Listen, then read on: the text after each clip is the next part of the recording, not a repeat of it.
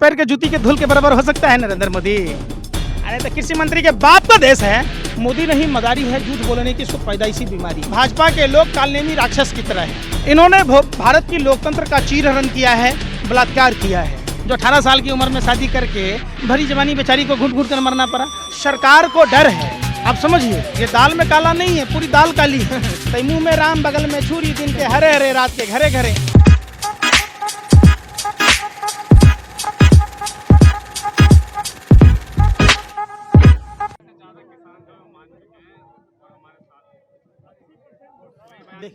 देखिए, अपने मियाँ मिट्ठू बनने से तो काम चलेगा नहीं। जब मान चुके हैं तो जनसंवाद क्यों नहीं कर रहे हैं? कृषि मंत्री को, प्रधानमंत्री को, पीयूष गोयल को बिठाते हैं। जो पीयूष गोयल कोयला मंत्रालय का भट्ठा बिठा दिया, रेल मंत्रालय का भट्ठा बिठा दिया। और इन नेताओं के प्रोफाइल में, कृषि मंत्री के प्रोफाइल में कहीं से कृषि शब्द का जिक्र है? कौन होता है ये बात करने वाला? जनसंवाद कराइए, दिल्ली में बैठिए, अपने दलाल मीडिया के पत्रकारों को रखिए, रवीश कुमार जैसे पत्रकार को भी रखिए। आप वहाँ पर नवीन कुमार, साक्षी जोशी जैसे पत्रकार को रखिए, विशाल शर्मा, प्रसून वाजपेयी, नवीन कुमार जैसे पत्रकारों को रखिए। देश भर के किसान हों, किसान संगठनों के नेता हों, सभी दलों के नेता हों, उसके पूरी दुनिया में लाइव कराइए। नहीं करा रहे, इसका मतलब कहीं ना कहीं सरकार को डर है। आप समझिए, ये दाल में काला नहीं है, पूरी दाल काली है। आप वो खेल खेले देखे होंगे, बचपन में खेलते रहे होंगे, कौवा उड़े, हाथी उड़े, बैल उड़े। तो ये सरकार वही खेल खेल रही है। सरकार की मंशा अगर साफ होती तो सरकार वो क्या जाता है, 1 मिनट में विड्रॉल कर लेते। और जिसके टीम के कैप्टन ही बहुरुपिया हो, नौटंकीबाज हो, ड्रामेबाज हो, समझिए बाकी सदस्यों का क्या कहना। भाजपा पूरी मदारियों की टोली है। मोदी नहीं मदारी है झूठ बोलने की इसको पैदाइशी बीमारी है। कोई सांप का खेल दिखाता है, कोई बिच्छू का खेल दिखाता है, कोई रस्सी को सांप बना के बेच, कोई राख को मंजन बनाता है। ये 2 रुपये की हवा मिठाई बनाता है। घड़ी लीजिए, साइकिल लीजिए, रेडियो लीजिए, बच्चों को खुश करने के लिए। क्या चाहिए बुआ? तो घड़ी चाहिए, तो 2 रुपये में घड़ी बना दिया। क्यों वार्ता कर रहे 11 दिन? क्यों? आपने क्या हासिल किया? अगर ये समझा पाते, समझिए पत्रकार महोदय, तो जसोदाबेन जी को नहीं समझाया होता, जो 18 साल की उम्र में शादी करके भरी जवानी बेचारी को घुट घुट कर मरना पड़ा। जिसकी मांग में सिंदूर भरा, उसकी मांग नहीं पूरी कर पाया। आप समझिए, अग्नि हिंदू धर्म में 16वां संस्कार होता है शादी। अग्नि के 7 फेरे लिया जाता है, 7 जन्म के साथ मरने जीने की कसम खाई जाती है। भरी जवानी बेचारी को घुट घुट कर मरने को विवश कर दिया। जब से छोड़ दिया, जसोदाबेन जी जिंदा है ना, ये कानून वापस ले लीजिए, हम किसान भी जिंदा रहेंगे। आप क्यों डर? हाँ, अरे तो कृषि मंत्री के बाप का देश है। कौन है कृषि मंत्री भाई? हमने वोट दिया, आपको नेता बनाया, आपने धरने को दिया, बंदूक होगा हवलदार, घर वाली का घर नहीं, भतरे वाली का घर। हमारे ही वोट से आप नेता बने हो ना, मंत्री बने हो। हमारे ही टैक्स के पैसों से ना वेतन बता कि तुम्हारे पिताजी रखे हुए थे भारत सरकार में जमा करके कि हमारा बेटा मंत्री बनेगा, आप वेतन चट करेगा है? ऐसी बात कह रहे। हमारा देश है, हमारे देश के जो संविधान निर्माता बाबा साहब अम्बेडकर ने हमें अधिकार दिए हैं। अगर हम राष्ट्रीय ध्वज को लेकर, राष्ट्र के गौरव के प्रतीक लाल किला से अगर इंडिया गेट जाना चाहते हैं, अपने राष्ट्रीय पर्व में शामिल होना चाहते हैं, तो ये जालिम दरिंदे नेताओं को पेट में दर्द क्यों होता है भैया? ये देश को कोई, अरे तो कुछ रोक लेगा तो क्या हो जाएगा बताइए ना। ये लोग, भाजपा के लोग कालनेमी राक्षस की तरह हैं, जो भगवा वस्त्र पहनकर हनुमान जी को संजीवनी बूटी लाने से रोका था, प्रभु श्री राम का नाम लेकर। ये लोग रावण, कौरव और कंस के लोग हैं। ये भगवा वस्त्र पहनकर जिस तरीके से रावण ने माँ सीता का अपहरण किया था, इन्होंने भारत की लोकतंत्र का चीरहरण किया है, बलात्कार किया है। लोग ये लोकतंत्र क्या होता है इस शब्द का मजाक उड़ाया है। बिल्ली को रखवाली दूध का मिले, बगुला कहे मछली नहीं खाता हूँ, शेर कहे मैं खून नहीं पीता हूँ, हो सकता है क्या?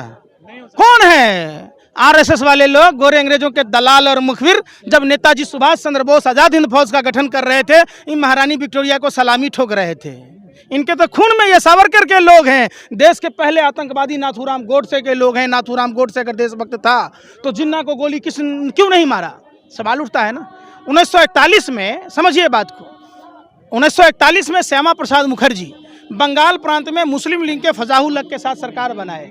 उन्होंने धर्म के आधार पर विभाजन की बात की। 1942 में भारत छोड़ो आंदोलन कुचलने की बात की। 1943 में गुलाम हुसैन अब्दुल्ला खां जिन्ना के साथ सिंध प्रांत में सरकार बनाई।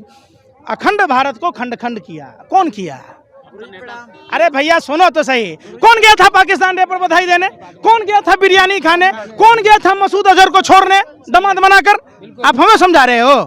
है? कौन आईएसआई के एजेंट को भारत में आकर जांच करने की अनुमति दी? एक बात बताइए, आप लोग इतना नर्वस क्यों रहते हैं भाजपा की दलाली में भैया?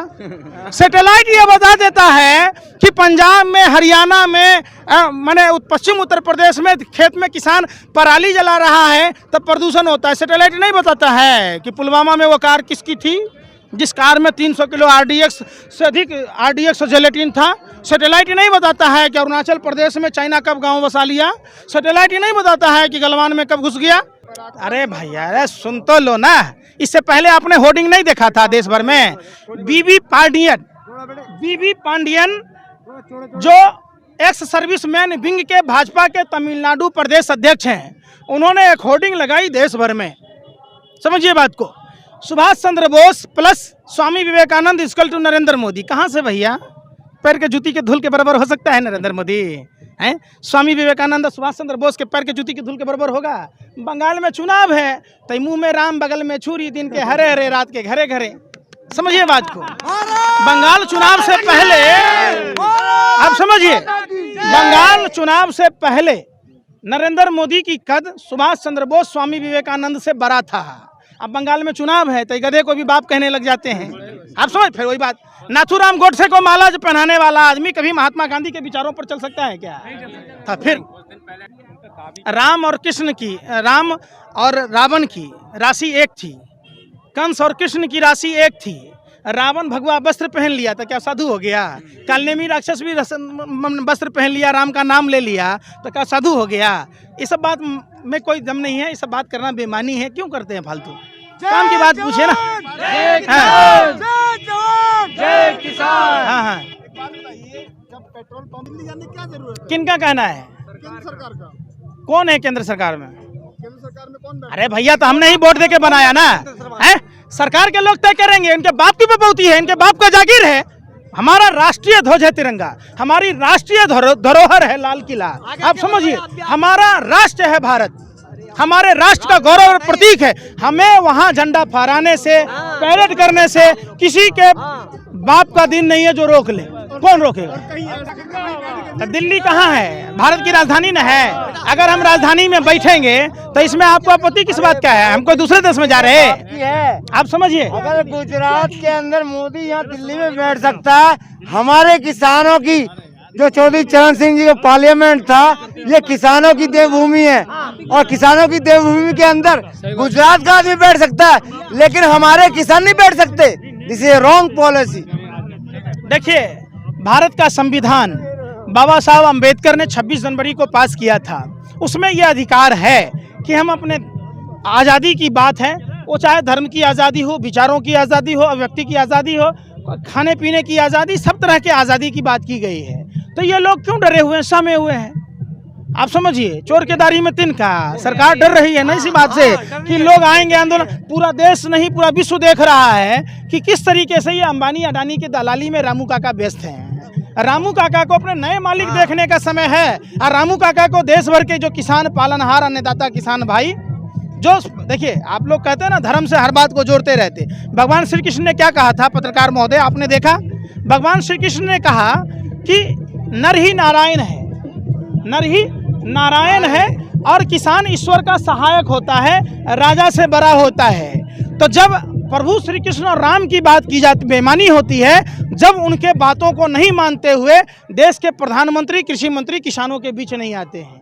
क्या इनके पैरों में मेहंदी लगी है? जो राजनाथ सिंह जी, फिर सुनिए तो सही, ये तो पूरा विश्व का दौरा कर लिए। भगवान न करे कि उनको एक दौरा बाकी है जो हो जाए।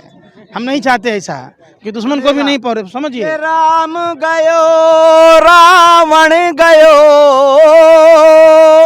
के राम गयो रावण गयो, जाको बहु परिवार।